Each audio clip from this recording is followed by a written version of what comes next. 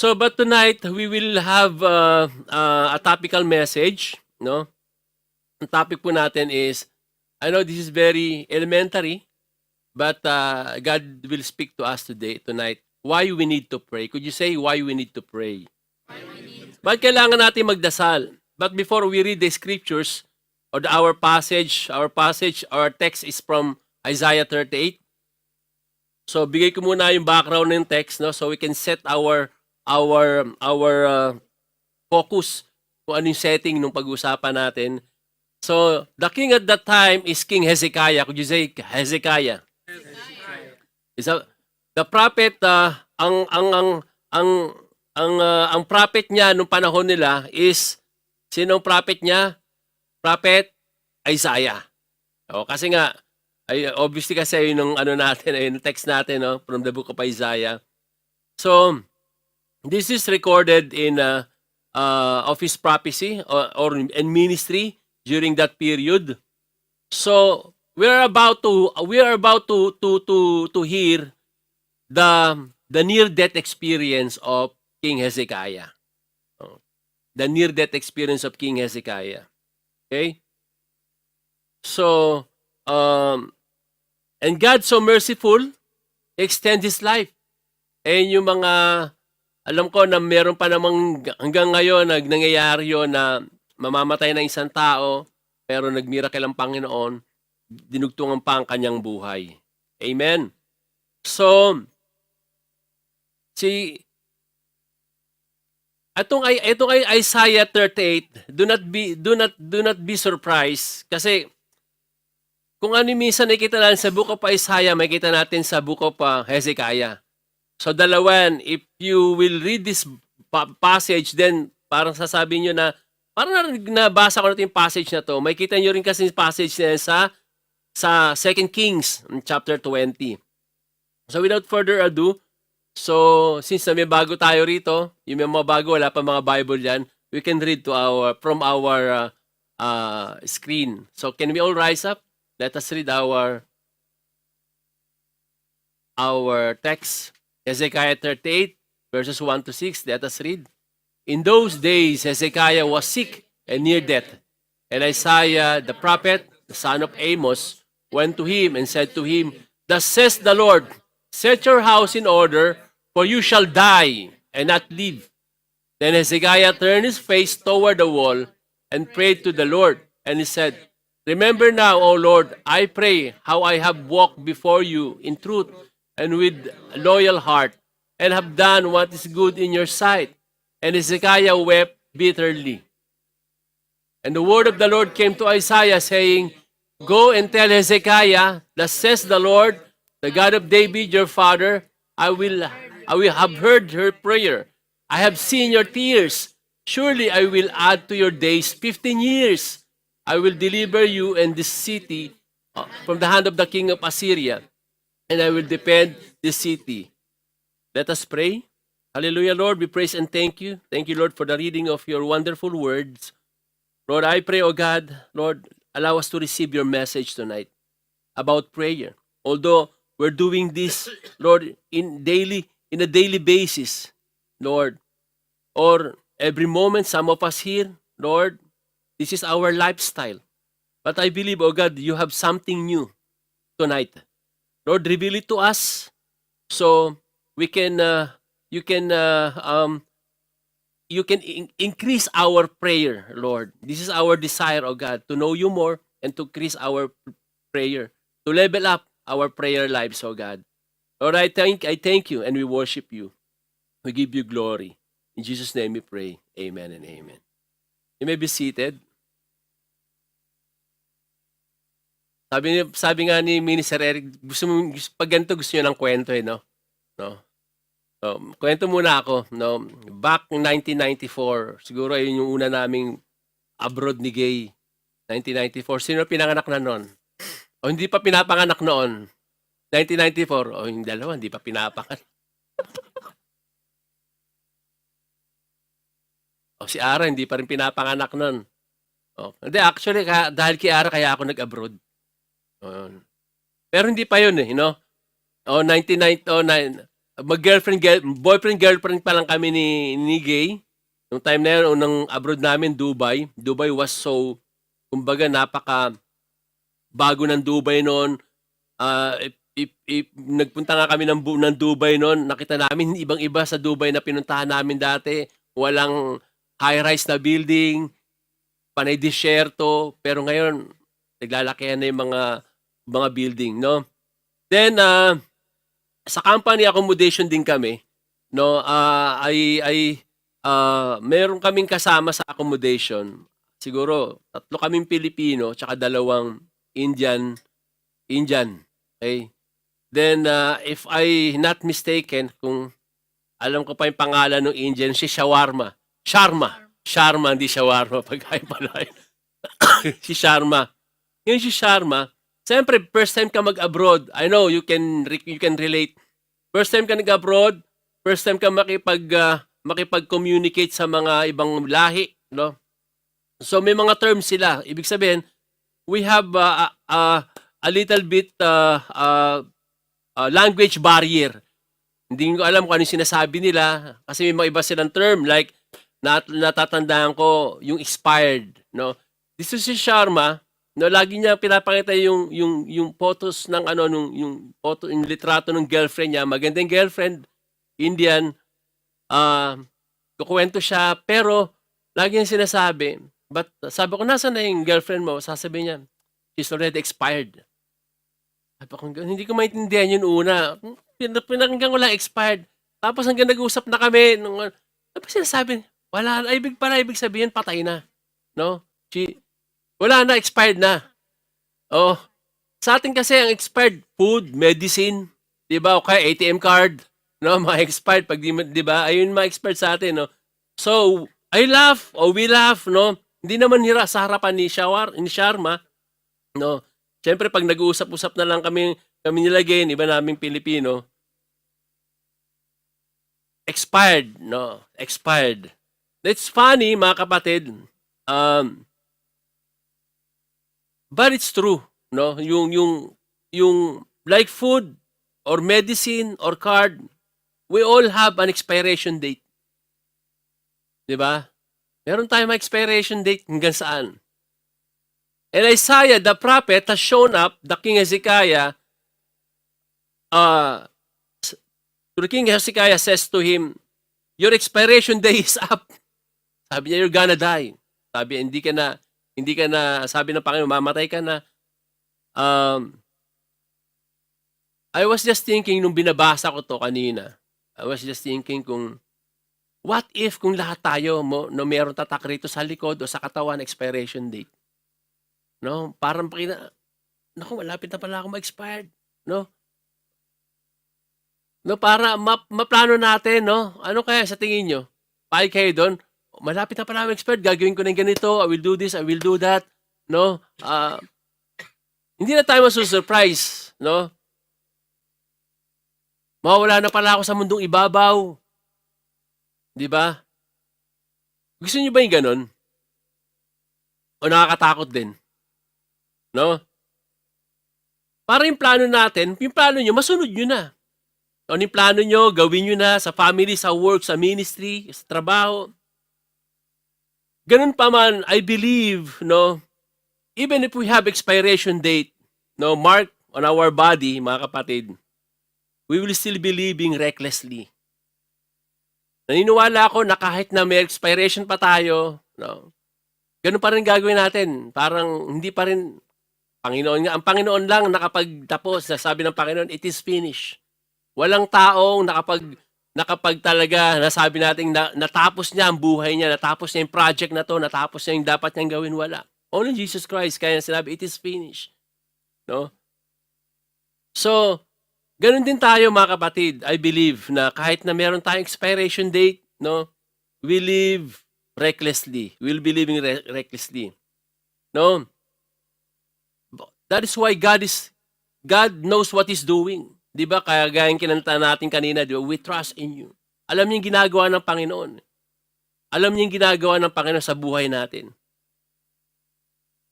Kahit hindi niya ilagay o yung expiration natin, hindi natin malaman kung ano yung expiration natin in advance. But in this story, God said to prophet Isaiah to tell to the king Hezekiah in advance about this expiration date. Mamamatay na siya in advance. That his days are numbered and he's gonna die. And Hezekiah hears his word. Narinig to ni Hezekiah. And listen to this, mga tayo. Sabi mo, listen to this. You know, do you know that he was just 39 years old? Si King Hezekiah nung panahon na yun. 39 years old at that time. And when you are from 30 to 39 years old, you're at your prime. Sino yung 30 to 39 years old dito? Alam na nagsisinungaling yung dalawa. Sabay pa sila, no? Oh. Alam mo ba, nasa prime kayo.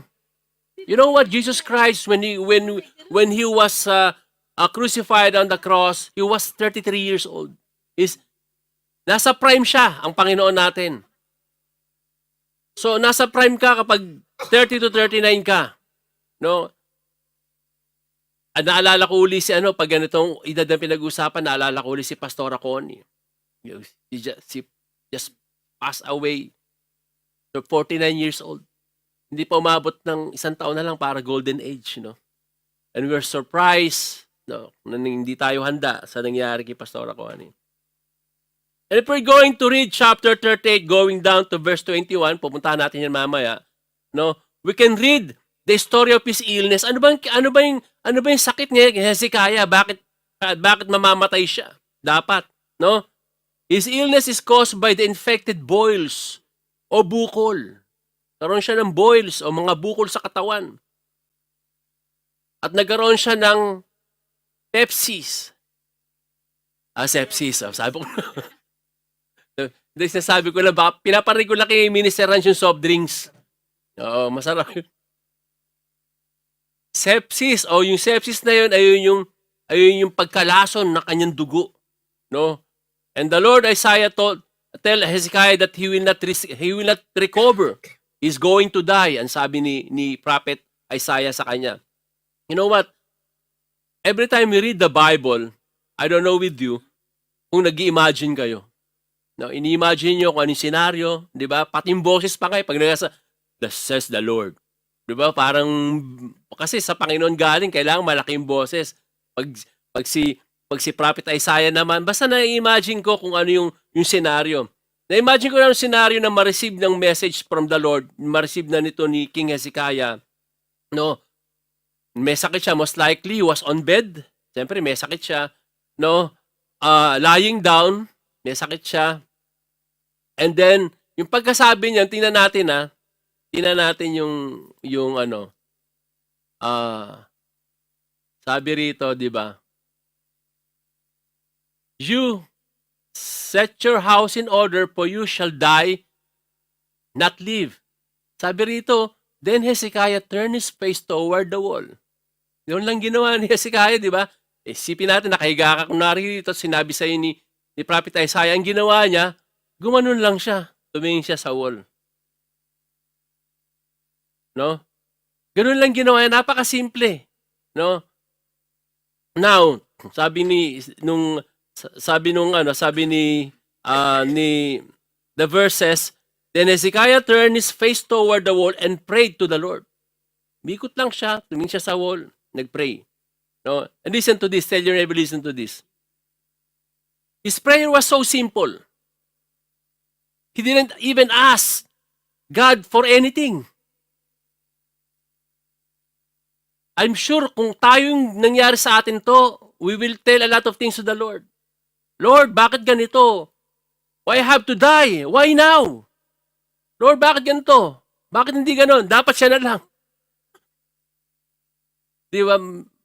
At least magsasalita tayo. Kung ako yun, marami akong sasabihin sa Panginoon. No? We will ask the Lord, why? Why? Why like that? Why like this? Or help me, Lord. Heal me, Lord. Sasabihin natin. But King Hezekiah doesn't ask God for anything, but he turned his face to the wall and listen to what he did. Ito sabi ng Panginoon. He appealed to the Lord. Sabi niya rito, remember now, O Lord, I pray how I have walked before you in truth and with a loyal heart, and have done what is good in your sight. And he wept. No. And he wept bitterly. No. It was so simple, as simple as that. But you know what? God honored it. In-honor ng Panginoon yung dasal ni Isaiah, ni Hezekiah. God heard his prayer and saw his tears. Nakita niya lumuha sa Hezekiah. And in verse 5, sabi niya, di ba? Next verse, sabi niya, thus says the Lord God of David your father, go and tell Hezekiah, thus says the Lord, the God of David and your father, I have heard your prayer. I have seen your tears. Diba? Surely I will add to your days 15 years. You know what, mga kapatid? Yung mga bawat luha na pumapatak sa atin, according to the book of Psalms, tinatago siya ng Panginoon. God battled our tears. You keep track of all my sorrows. You have collected all my tears in your battle. You have recorded each one in your book. No? Alam mo, ni-imagine ko kapag nagkita tayo, nakausap na natin ng Panginoon, nakaharap na natin ng Panginoon. Siguro isa yun sa papakit na sa atin, no? Ito yung mga luha. Ito yung luha mo. No? Si Brother Reggie, balde na daw. Wala na sa bote, nasa balde na, no? No? God knows every suffering, grief that we have. The simple prayer of Hezekiah was enough for God. Sabi ni Isaiah, tell him, I've heard your prayer, I have seen your tears, surely I will add to your days 15 years. Wow! And not only that, sabi ng Panginoon, in verse 6, sabi rito ng Panginoon, di ba? Sabi ng Panginoon in verse 6,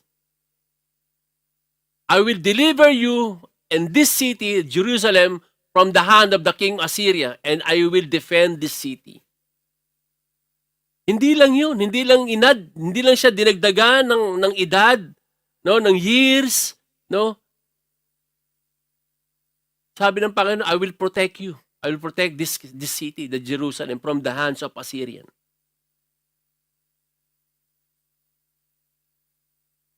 But listen to this. But if we're going to read 1 Samuel 15:9, isipin natin, sinabi na ng Panginoon yan na. Sabi niya kay Hezekiah, sabi ni Isaiah, mamamatay na siya. Hindi na siya makaka-recover. Pero ngayon binabawi ng Panginoon. Sabi ng Panginoon, hindi, sige, sabi mo sa kanya, dadagdagan ko pa ng 15 years. Bakit kaya ganun? In 1 Samuel 15:9, it says, wala na po yan dyan, no? God is not a human being that he should change his mind. 1 Samuel 15 verse 9, God is not a human being that he should change his mind. Hindi siya kagaya ng tao na nagbabago ang isip. But how come? Parang nagbago yung isip ng Panginoon dito.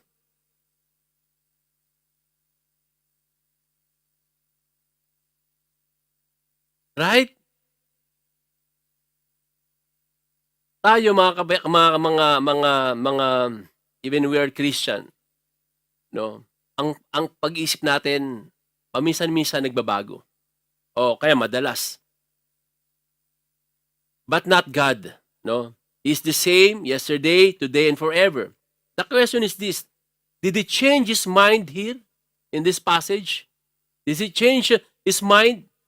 He had 15 more years to Hezekiah's life. And Hezekiah did not even ask for it. We have to realize, no, that this is the plan and the will of God. Ito yung plano at ang will ng Panginoon that Hezekiah should live a longer life. Ito talagang plano niya. Paano niya sinabi yun? Bakit niya sinabi kay Hezekiah, mamamatay na siya? You know what? This is a moment of testing. This is a moment. The God is same yesterday, today, and forevermore. Hindi siya nagbabago ng kanyang pag-iisip.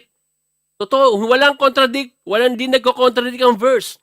But listen to this, mga kapatid. We have to realize this is the plan and will of God to Hezekiah. Should live a longer life. And this is a moment of testing. Will Hezekiah get angry with God? Magagalit ba siya sa Panginoon pag narinig niya yung na eto lang ang buhay niya? Will Hezekiah curse God? Susumpain niya ba ang Diyos sa kabila ng kanyang faithfulness? He walk with the Lord, no, in His ways. Pero ito pa yung mangyayari sa kanya. Will Hezekiah get mad with Isaiah? Magagalit ba siya sa propeta na yon, nagbalita sa kanya? Or will he turn his face to the wall and pray a simple prayer? Remember me, O Lord.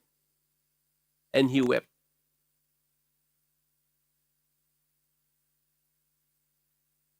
And in response to that, God gave Hezekiah his sovereign will to live longer. But he was just testing Hezekiah. If he is humble enough to receive it. If he is humble enough to receive it. God is merciful, amen. And extend his life 15 more years. And you know what? This is interesting to know. That the method of God, how He healed Hezekiah. Paano ba yung naging method ng Panginoon?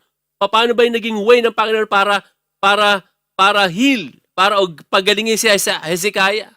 Yan natin. No? Sabi rito ng Panginoon kay Isaiah, now Isaiah had said, let them take a lump of figs and apply it as a poultice on the boil, and he shall recover. Sabi ng Panginoon, kumuha ka ng mga dahon ng mga igos, fig tree, o yung fig leaves, at tapal mo sa bukol niya. Actually, hindi ito basta bukol, no? It is a severe, life-threatening, painful, inflamed, dangerous disease. Siguro mga pigsa-pigsa pa yun. Malignant. Kaya nga he's in terminal condition, mamamatay na siya. Pero sabi ng Panginoon, okay, Isaiah, ganito gawin mo. Kumuha ka ng mga dahon, no? Tapos itapal mo sa katawan ni Hezekiah kasi siya yung prophet eh. Kung kaya sabihin niyan, okay, Minister Eric, ito gawin mo Sabihin ng Panginoon, ito yung mga dahon, siguro yan, kasi may diesel compound yan eh. Siyempre, dudurug-durugin yan, no? Basa-basa pa yan. Itapal mo sa balat nito ni Reggie. Full of boils ang katawan. Imagine mo, siguro sabihin, ako naisip ko lang, no? Siguro sabi ni Isaiah, Lord, wala ba akong gloves? Wala ba akong gloves, Lord? No? No? Di ba? Kasi yun, hindi basta papatong mo yung siguro sa panahon nila may procedure kung paano ginagawa yung pantapal na yun. And God is going to use this to heal the infection. Listen to this, mga kapatid. God is a God of miracle. Amen. God can choose to heal somebody anywhere He wants to. Di ba? But there are times, mga kapatid, God also choose natural remedies. Tandaan natin natural remedies to accomplishes supernatural healing. Di ba ang Panginoon ng Jesus nga, di ba? Pag nagpagamot ang Panginoon, mayroong pandrama yon. Di ba? Pwede niyang pagalingin yung bulag, pero ang ginawa niya minsan, di ba? Kumuha siya ng putik, dinuraan niya, nilagay niya sa mata. May mga ganong but he can heal that blind man instantly. And even Hezekiah can heal. The Lord can heal him instantly. Pero there are times that God choose natural remedies to accomplish supernatural healing. Kaya nga, nasino yung mga nag-alpha na rito? Di ba? Does God heal today? Nagpapagaling pa ba ang Panginoon hanggang ngayon? Yes! Through the medicine, doctors, nurses, ginagamit ng Panginoon yan. God is using them. So, But God is the ultimate healer. Siya pa rin yung nagpapagaling. And in this story, God uses the fig leaves, yung dahon. God can use whatever He wants. And Hezekiah is healed. His life extends 15 years. And nakita natin dito, God honors that simple prayer. Simple meaning not demanding, broken man's prayer. So let us examine the role of prayer in our lives. No? Before we could answer why we need to pray, we should answer first, what is prayer? No, I know this is very elementary to some of us, no? But let us just give the simplest definition. What is prayer? Prayer is connecting, sabihin natin, prayer is connecting and communing with God. Okay? Prayer is connecting, communing with God. It is sometimes talking to the Lord, prayer. Sometimes it's just listening. Nakikinig ka lang sa Panginoon. It can be words or it can be with your heart. Mula sa puso lang, nagsasalita ka. There is no designated prayer posture. No? You can stand, you can sit, lie down, kneel down. You can lift your hands, close your eyes, or you can open your eyes when you pray. You can pray in public, you can pray in private, you can pray in the morning, you can pray in the evening, you can pray everywhere, you can pray in between. Right? The main thing here is we need to pray. Sabi mo sa katabi mo, we need to pray. We need to pray. I don't know if someone here can say, I don't have time to pray. Meron ba rito pwedeng sabihin yun? Well, sa totoo lang, Pastor, ito nga maghapon, di ako nakapag-pray. Let's be honest, sino pwede magsabi nun? Ito maghapon, di ako nakapag-pray. I don't have time to pray. I cannot afford to pray. May ganun ba? Siguro, if we're going back to our old faith o yung old lifestyle natin, pwede yun mangyari. Ako, to be honest, minsan talaga, hindi naman ako nagdadasal nung wala pa ako sa Panginoon. Aalis ako ng bahay, pabalik ako ng bahay. No, sabi nga ni Sis Meds nung nakaraan, no, pag matutulog, tama yon, isang Our Father, isang Hail Mary, tsaka isang Glory Be. Tatlo lang yun, nagdadasal ko. Yun, ayun lang. Tapos, tsaka, sign of the cross ako, tulog ka na. But prayer is so important. We cannot afford not to pray. Sabi mo sa katabi mo, you cannot afford not to pray. We cannot deny what God wants to do in our lives, mga kapatid. We cannot deny what God wants to do in our lives just because we don't need time to pray. The Bible exhorts us to pray in many verses. I'll just give you 3 verses. Romans 12:12, be joyful in hope, patient in affliction, faithful in prayer. Devote yourself to prayer, being watchful and thankful, pray continually. Kaya nga ito yung team natin this year, di ba? Devotion and discipleship. Pero yung first message natin, devotion and prayer. Okay. So, ito mahalaga, kinakausap tayo ng Panginoon. Dito although some of us, or most of us, no, alam natin to. But, the Lord is reminding us, baka may kulang ka sa prayer life mo. Right? This verse is given to us intentionally. Could you say intentionally? Because it won't come naturally. Prayer won't come naturally. Alam niyo ba yon? Yung prayer, hindi yan natural. Kasi kung natural yung prayer, bata pa tayo, alam na natin how to pray. Hindi yung sinasaulo natin prayer. It won't come naturally. We will get occupied or magiging busy tayo lagi. Sinong busy lagi rito? Taas ang kamay. Walang busy? Wow, sana all walang hindi busy. No? Busy, ay, tayo ng tama, sabi ni Pastor Carlos, pag niyaya kayo sa church, huwag mo na sabihin busy, sabi mo lang, busy-busyhan. Tapos na yun ang usapan, alam na natin yun. Pero pag sabi mo, di Pastor, busy kasi. Sabi ko nga, the busy is a myth. Alamat na lang yung pagka-busy. Given na yan, araw-araw. Kaya pag hindi kayo nakaka-attend, wala na kayo sa church, wala na kayong feeding, pag tinanong kayo, sabihin nyo lang, Pastor, nagbibisi-bisi yan. Ayun, malinaw pa yon. Kasi pag sisinungaling ka pa, pag sinabi mong busy ka, tinulungan pa kita na-provoke pa kita magsinungaling. Kahit hindi ka busy, mga kapatid, sabi natin, okay, wala akong ginagawa sa trabaho, okay? But, listen to this, but the devil will make you busy so that you will not seek God. The devil will make you busy. Did you hear that? Ask your neighbor, did you hear that? Sabi ni Minister Meds noong nakaraan, di ba, yung nasa manual natin, we do not pray to a distant God. Right? God is everywhere. Even right here, right? O sa bahay nyo, mamaya nandun ang Panginoon. God is everywhere. Omnipresent.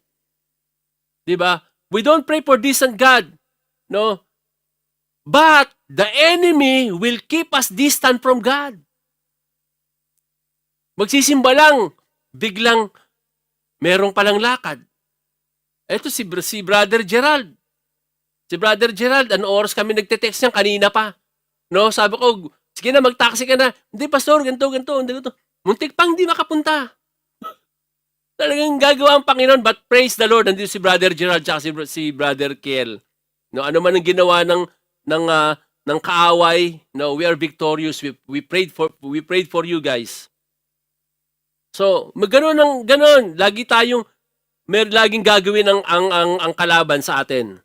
'Di ba? Pag magpi-pray ka, tatawagan ka na ng kaibigan mo, mag-ring ng phone mo, tatawagan ka ng boss mo. That is why Bible is constantly saying us, devote yourself to the Lord. Pray continually. So why pray? Why pray? So we have 10 points. Pero 5 points na lang, gagawin ko na lang. Bibilisan ko na lang to. No?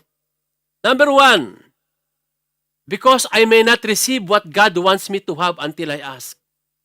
Bakit kailangan daw natin magdasal? Number 1, because I may not receive. Baka hindi ko matanggap mula sa Panginoon yung gusto ko kung hindi ako magsasabi sa Kanya. James 4:2, you do not have because you do not ask God. Wala ka dahil hindi ka humingi sa Panginoon. But listen to this. Jesus said in Matthew 6:8, your Father knows what you need before you ask. Alam na ng ama mong nasa langit, no? Ang pangailangan mo bago ka pa lang humingi. Yun naman pala, God knows my needs. God knows God knows what I want. God knows what the best for me. He knows what I need. And Jesus said that God knows what I need before I ask. So bakit pa ako maghingi sa Panginoon?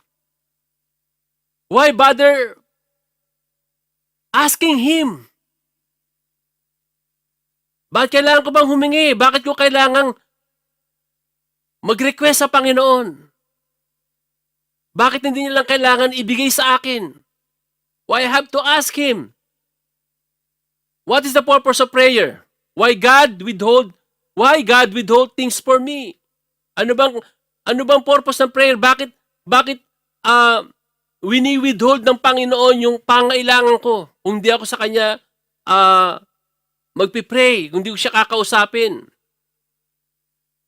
Actually, mga kapatid, if we just realize, marami tayong bagay sa buhay natin. We didn't ask God, but we have it.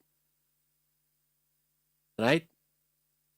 Maraming material blessings sa atin na hindi mo hiningi sa Panginoon, but you have it. If you will just count it one by one, marami, hindi mo kailangang, hindi mo bibilang. You have it kahit hindi mo binhingi sa Panginoon. Right? Sino mga parents dito? Sino yung mga magulang na taas ang kamay? Yan. Kulang na. Okay.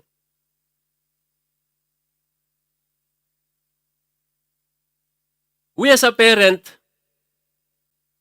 no, hindi natin ginagawa ito. Pagbutas na ba yung sapatos ng anak mo? Because hindi siya nagsalita, hindi mo bibigay. Pag nagugutom ba si Abby, alam kong gutom siya, hindi ko siya bibigyan ng pagkain dahil hindi naman siya humihingi. 'Di ba? No parents will treat their children like that. And even God. Right? God, this is not the way God treat us. But listen to this. There are times where God is waiting for us to ask. Why? Bakit? Maraming beses, o may mga beses, may mga time na kailangan hinihintay tayo ng Panginoon, magtanong sa Kanya, humingi sa Kanya. Bakit? Why? Listen to this. Because in asking, we learn some things. We learn humility. God wants you to be humble. Di ba? Nagpapakumbaba ka, humingi ka sa Panginoon. Ang tanong ko, may pagkakataon ba na hirapan kang humingi sa isang tao, na isang tulong, pabor? Nahirapan ka, pero kaya sabi mo, wag na lang. Hingi pa ako ng tulong dyan, baka mapapahiya lang ako. Ayoko na ma-stress. May pagkakataon bang ganun tayo? God is teaching us to be humble because it takes humility to ask. Did you know that? It takes humility to ask. And it takes patience.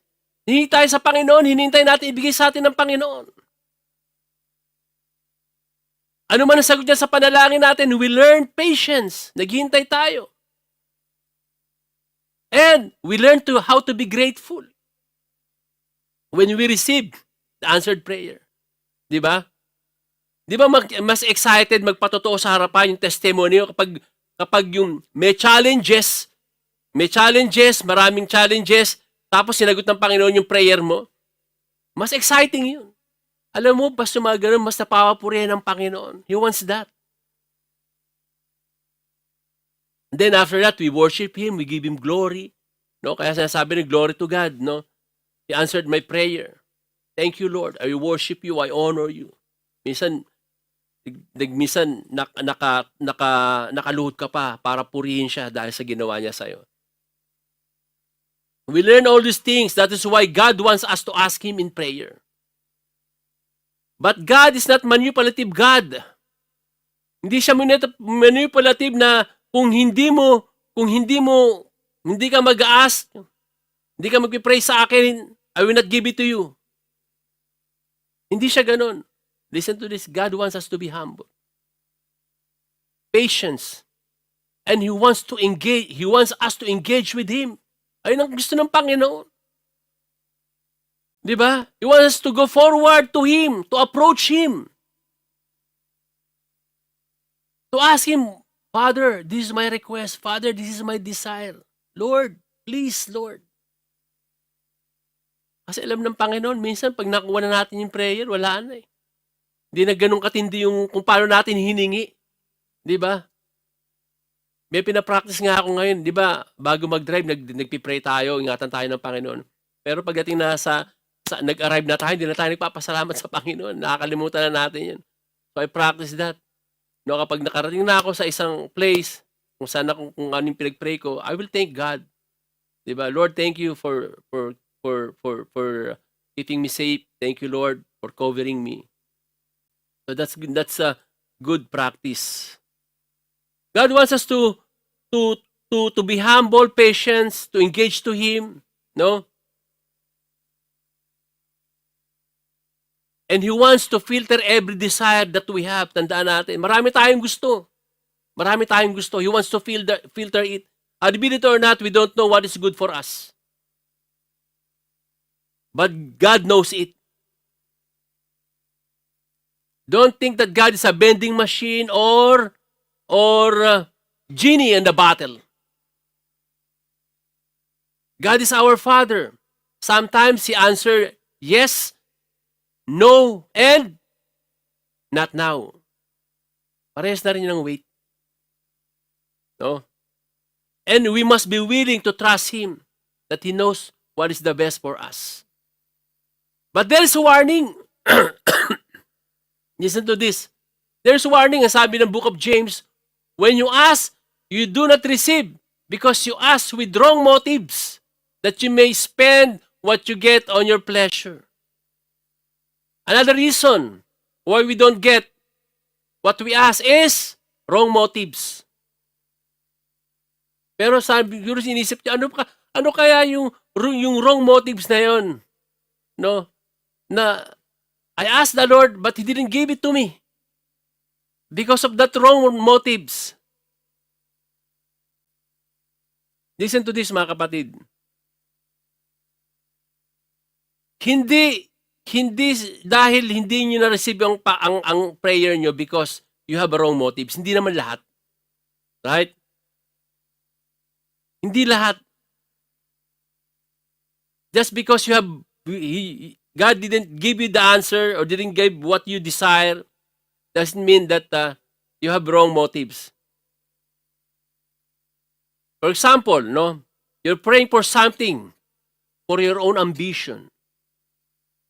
It's a wrong motive. Own ambition, hindi para sa lahat. Inisip mo ng sarili mo. Or it's just like in the ministry. You're praying for something because you want a revenge. That's wrong motive. You're praying for promotion, no? Para ipamukha sa superior mo na mas magaling ka sa kanya. There's just a few examples. But don't get angry with God if you say, not now. Sabi mo sa katabi mo, not now. He knows what is the best for us. But He wants us to ask. Kailangan nating humingi sa Panginoon. Why we pray? Because God delights to show Himself string on my behalf. Pag binasa natin na Isaiah 38 kanina, Isaiah 37, makikita natin yan. No, the Assyrian was making a serious threat to Jerusalem. Magkalaban na kasi ever since, no. So si King Hezekiah, no, king of Jerusalem that time, yung king na Assyrian, no, pinalibutan sila ng 10,000s, no, soldiers. And then this field commander, Assyrian army, pupunta yun sa wall ng Jerusalem, no, para mag-trash talk. Insulting the people of Jerusalem, the people of Judah, insulting the king of Judah, insulting the God of Judah. It's one thing to insult the people of Judah, it's another thing to insult the king of Judah, but when they start to insult the king of the God of Judah, the God of Abraham, Isaac, and Jacob, ito yung prayer ni King Hezekiah. Sabi ni King Hezekiah, Then Hezekiah prayed to the Lord, saying, O Lord of hosts, of God of Israel, the one who dwells between the cherubim, you are God, you alone, of all the kingdoms of the earth. You have made heaven and earth. Incline your ear, O Lord, and hear. Open your eyes, O Lord, and see, and hear all the words of the Sennacherib, which he has sent to reproach the living God. He appealed this way. Nagsumbong niya sa Panginoon. And in verse 21, ang sabi diyan, verse 21, Then Isaiah the son of Amos sent to Hezekiah, saying, Thus says the Lord of Israel, because you have prayed to me against Sennacherib, king of Assyria, then the angel of the Lord went out and killed in the camp of the Assyrians 185,000. Isang angel lang yun. And when people arose early in the morning, there were corpse, nakita na yung mga patay na nakatawan. Kaya yung prayer ni Hezekiah, nung nag-turn lang siya sa wall, sa chapter 38, when he turned his face toward the wall and prayed because he knows that God is powerful. As if he's saying, I've seen how God moved in my life before. In other words, I trust God. You know what, mga kapatid, the more we pray, it builds our prayer life. Pag tuloy-tuloy tayo nanalangin, kaya nga rito sa GCI family, this is a prayer church. May mga prayer meetings tayo every week. And every month also we have corporate prayer meeting. Kung tuloy-tuloy na tayo nanalangin, it will increase our prayer life. As you pray, you see answer to your prayers. As we pray, you see answer to your prayers. You can see how God works miraculously, in a wonderful way. May kita natin kung paano na sinasagot ng Panginoon yung mga dasal natin. And motivates you to pray more. And that motivates us to pray more. Pag nakikita natin yung bunga ng ating panalangin. And this is what happened in the life of Hezekiah. And God showed him that he is strong in behalf of his people. In 2 Chronicles 16:9, for the eyes of the Lord run to and fro throughout the whole earth to show himself strong in behalf of those whose heart is loyal to him.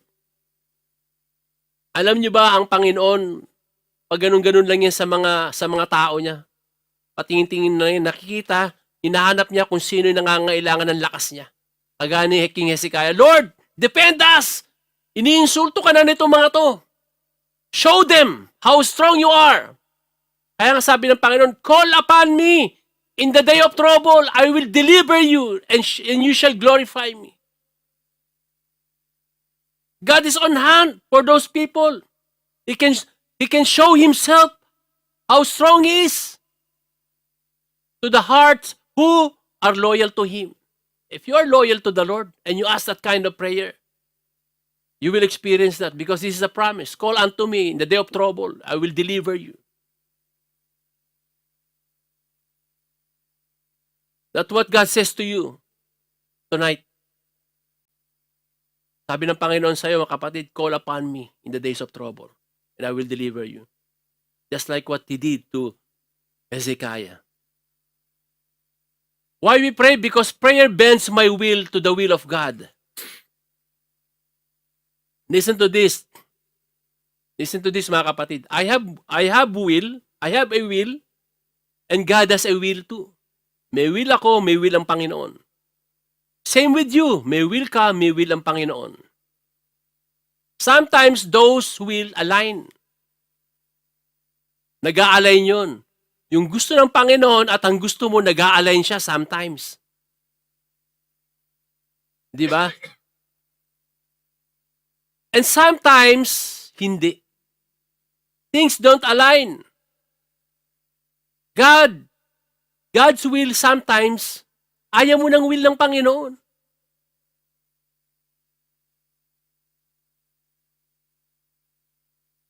And in those moments, when your will or our will is not aligned with the will of God, and you don't know actually if this is the will of God or my will only. You don't know if this align with the will of God. Wala kasi sinabi sa clear sa scripture na nakalagay doon. Pagdating sa trabaho natin, na career natin, walang scriptures na nakalagay doon. Kung yung ba yung will ng Panginoon, kung yan ba yung will nyo, mga kapatid, napunta kayo talaga sa Kuwait, will ba ng Panginoon yan? Nandito kayo sa Kuwait? O baka will nyo lang yan? Pinagsiksikan nyo lang yung sarili nyo sa Kuwait?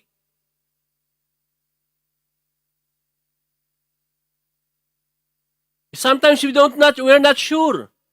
You change your job, you change your career, you move to another place. But listen to this. Prayer helps to bend my will to the will of God. Prayer change your heart. Ito ang gusto ko, Lord, but as you continue to pray, what you will desire is the will of God. That's the result of prayer. Through prayer, you eventually surrender your will to the Lord. Did you hear that? Ask your neighbor, did you hear that? But listen to this, mga kapatid. Over the years of my ministry, I heard some people that it's faithless.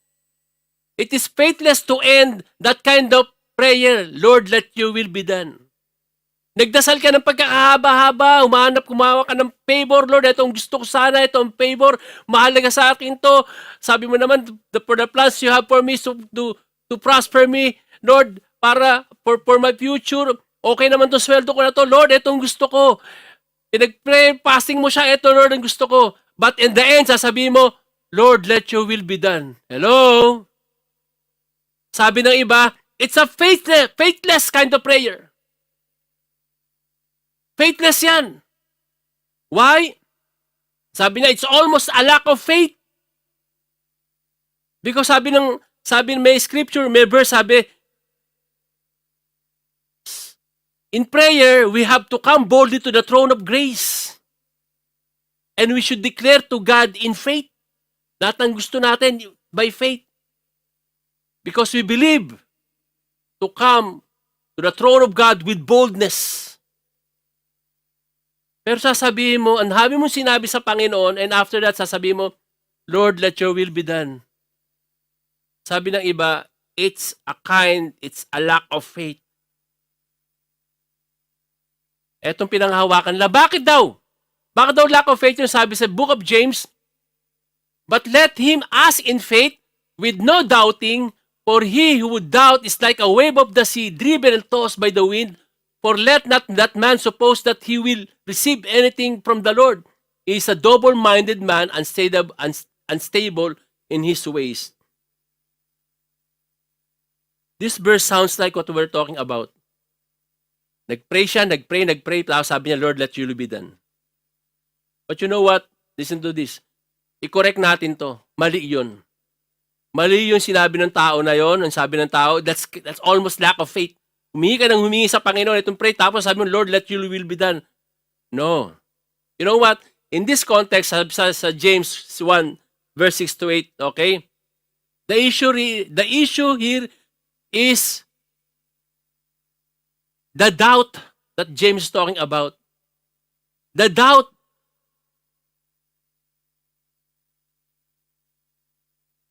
He's talking about the doubt of faith. He's not talking about the doubt about the faith, but the doubt about God. May duda siya sa Panginoon, hindi sa faith niya. Are you with me?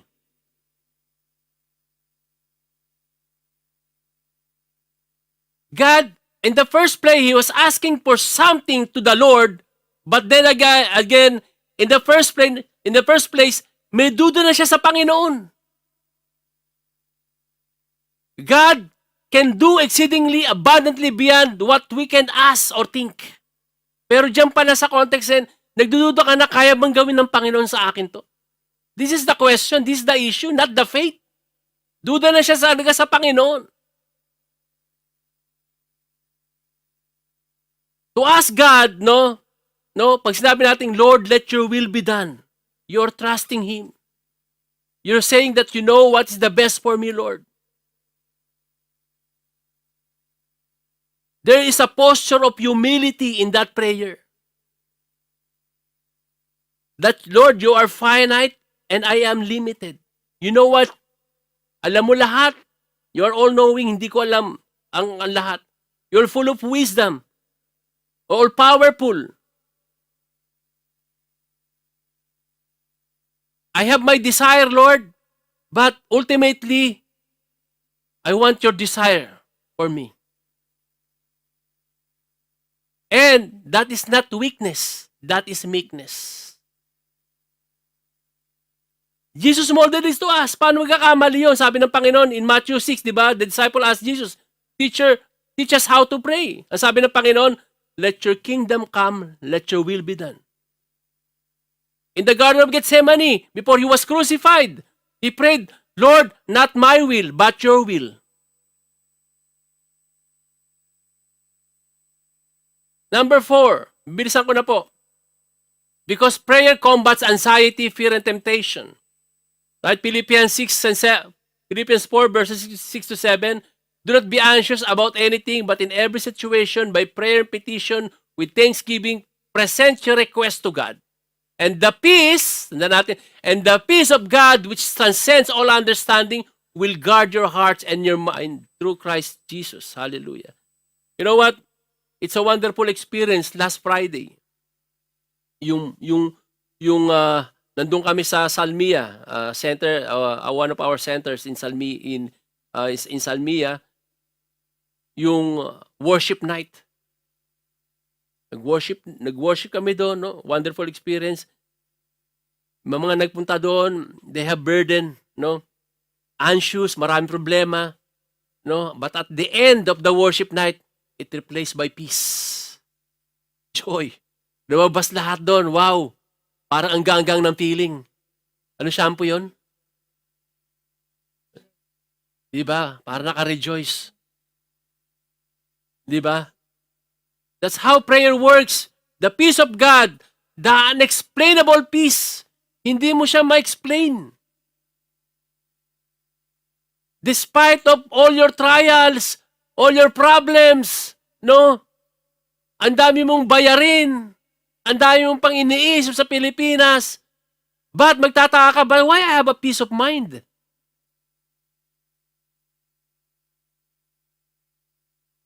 The peace that the world cannot give. Same thing in temptation. Matthew 26:41, watch and pray so that you will not fall into temptation. The spirit is willing, but the flesh is weak. We all know, no, we all know that we are frail, no? Tayo mga nasa flesh. Malapit tayo sa tukso. But remember this, ang tukso, hindi kasalanan. Kapag ikaw ay nagpatukso, ayun ang kasalanan. Tandaan natin. Jesus tempted in the wilderness. Di ba? Ilang beses siyang tinempt, pero hindi siya nagpatukso. Kaya wala siyang kasalanan. By prayers, it strengthens our soul against temptation. Kaya lagi tayo mananalangin. Number 5, the last point, because prayer is the pathway for forgiveness. 1 John 1:9. Prayer is the pathway for forgiveness. If we confess our sins, He is faithful and just to forgive our sins and purify us from all our unrighteousness, mga kapatid.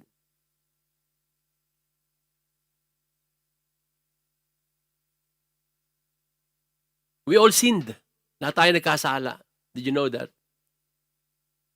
But God forgave us. Kung paano ka pinatawad ng Panginoon, dapat ganun ka rin nagpapatawad. Sin separate us from God. That is why before we pray, we ask forgiveness. Bago tayo lumapit sa Panginoon, Lord, patawarin mo ako sa nagawa ko, nasabi ko, naisip ko sa kapwa ko. Because sin separate us from the Lord. We're going to have to confess our sins to the Lord. Hindi kung kanino, sa Panginoon ka, hingi ng patawad. And the Lord will purify us. Hindi lang tayo patatawarin ng Panginoon, He will cleanse us from our all iniquities or unrighteousness or sins. God is forgiving God and merciful God. Amen? We just have to go before Him, to ask the Lord. And you know what, mga kapatid? Above all, hindi natin makukuha tong prayer na to. Listen to this. If the Lord is not with you, it will just be another knowledge to all of us. After this, when you go out from here, it will not be, you cannot even remember one point. But this is the promise of God. No? Para malaman natin itong mga to, there is one promise of the Lord that He will help us to teach us all these things. That's the Holy Spirit. And if you have the Holy Spirit with you, you will know this and you will increase even more in your prayer life. But without the Holy Spirit with you, it's pointless. And to have the Holy Spirit with you, mga kapatid, let us check ourselves if we really receive Christ as your Lord and your Savior. Because it's a matter of relationship, mga kapatid. It's not a ritual. Na magpipray ka, yung paulit-ulit na prayer. Hindi yun dinesign ng Panginoon. God wants a relationship. God wants, no, a prayer, yung heartfelt prayer mula sa puso na prayer. Hindi yung sinasaulo lang natin. And you will have that if you have the Holy Spirit. And this is the promise of God. As you receive Christ as your Lord and your Savior, you will have the Holy Spirit.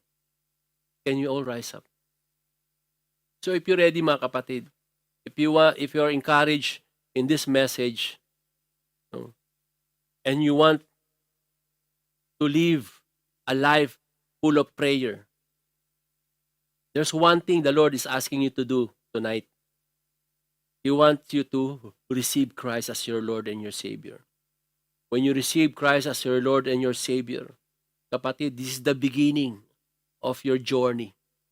This is the beginning of your prayer life. Because God wants to hear His children. At hindi lahat ay anak ng Diyos. According to the book of John, those only who receive Christ as their Lord and their Savior will have the right to be called the children of God. And if you want to be a children of God, if you want to receive Christ as your Lord and your Savior, mga kapatid, just follow the simple prayer of acceptance. You have to realize that Jesus Christ died for your sins. He paid the penalty of your sins on the cross. You cannot save your own self. Hindi mo kayang iligtas ang sarili mo, kapatid. Kaya nga, the Father, God sent forth His Son, Jesus Christ, here on earth. John 3:16, for God so loved the world that He gave His only begotten Son, that's Jesus Christ, and whoever believes in Him shall not perish, but have eternal life. And the Lord is talking to you right now. God wants you to have eternal life. God has a better plan for you. Better than your plan. Kung kaya dinala ka niya sa Kuwait. Kagaya ng iba sa amin dito. Dito namin nakilala ang Panginoon. And after that day when we received Christ as our Lord and our Savior, the journey began. And I praise God that until now, He's with us. Lord, if you encourage and if you want to receive Christ as your Lord and your Savior, just follow this simple prayer of acceptance. Believe that Christ died for your sin. That's the number one. Have faith in Christ. Just follow the simple prayer from the heart. Lord Jesus, I thank you for dying on the cross to pay the penalty of my sins. Lord, I thank you for I cannot save myself, but you saved me. I believe the blood that shed on the cross of Calvary wash away all my sins. And Lord, I believe after 3 days, you rose again. And now, you're sitting at the right hand of the Father. Lord Jesus, from now on, walk with me. Be my King, the King of my life. Come into my heart. Reign in me. Reign in my life. And let your will be done in my life. Lord, I thank you and I praise you for this day. And I will remember this day, the day you saved me, the day you saved my soul. and I am forever grateful. In your name, Jesus, I pray. Lord, I thank you, O God, for those people, Lord, who receive you. Lord, I pray, O God, continue, allow him or allow her, Lord, to continue to praise you. Magpatuloy sila, Panginoon, sa pakikinig, because faith comes from hearing and hearing the word of God. Allow them to increase their faith to you, O God. And Lord, I pray, O God, na mag-serve din sila sa iyo pagdating ng panahon. Lord, I thank you, Panginoon, and I give you glory. In your name, Jesus, I pray. So let us remain standing for our Holy Communion.